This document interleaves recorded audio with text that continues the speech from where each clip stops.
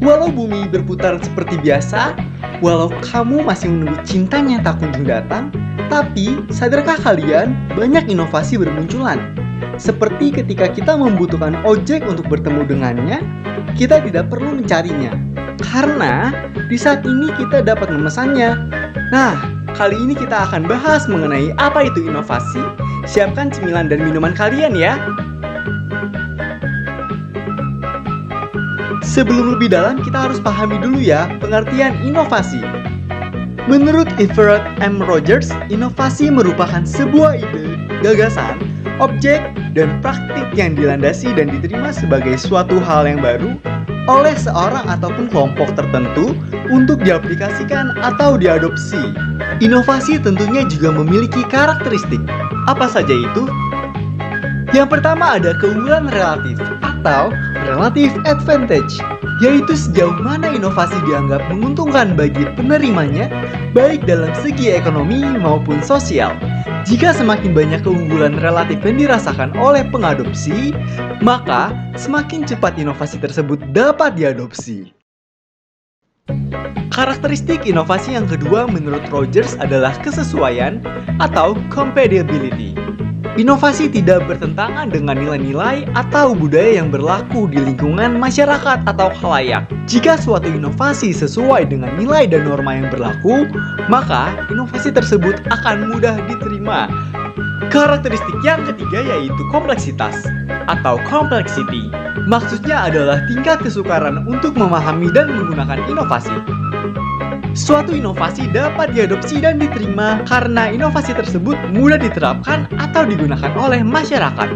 Tetapi, apabila suatu inovasi sulit untuk dipahami dan sulit untuk dimengerti oleh pengadopsi, maka semakin sulit pula suatu inovasi dapat diadopsi. Karakteristik keempat adalah kemampuan uji coba atau trialabilitas. Karakteristik ini merupakan suatu keadaan di mana masyarakat atau khalayak diberi kesempatan untuk melaksanakan uji coba terhadap suatu inovasi.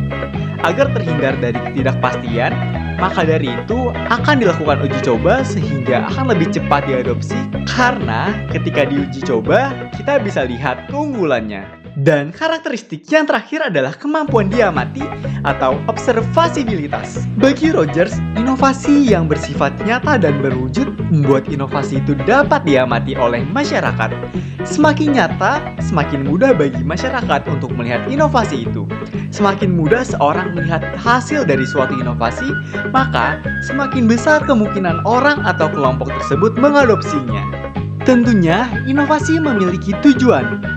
Di antaranya adalah meningkatkan kualitas, mengurangi biaya, termasuk biaya pada produksi atau peralatan kerja, contohnya dengan adanya mesin-mesin yang canggih untuk melakukan sebuah produksi agar efisien, menciptakan pasar baru dengan adanya produk yang berkualitas dapat membuka pasar baru hingga ke luar negeri, memperluas jangkauan produk seperti akses internet yang kini dapat diakses oleh siapa saja, mengurangi konsumsi energi, seperti adanya sumber energi pembaharuan yang memanfaatkan alam sekitar, misalnya tenaga surya, angin, dan air sebagai sumber energi listrik.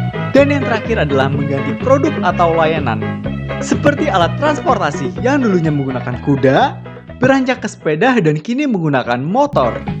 Contoh inovasi di bidang pendidikan adalah pengajaran dengan sistem modul.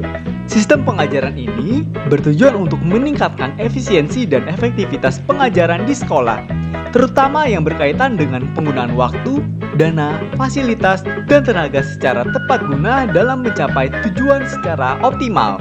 Oke, itu aja materi mengenai inovasi. Semoga dapat menginspirasi kalian untuk menciptakan inovasi dan bijaklah menggunakan inovasi yang ada.